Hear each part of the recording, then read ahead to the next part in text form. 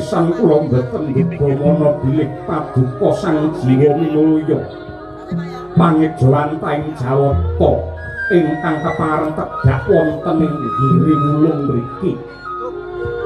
Kula nyuwun pangapunten dene Singlar ing tata krami boten saged caos pakurmatan ingkang sae dumateng jengandika Ki Brodronaya.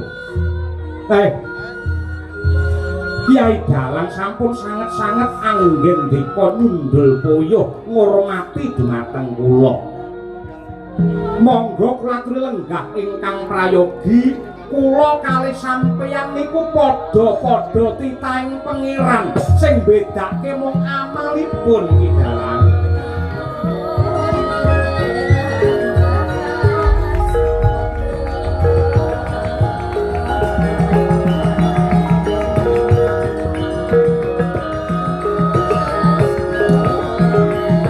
Borisan moping raksakan anehkan siang hanang si bengkak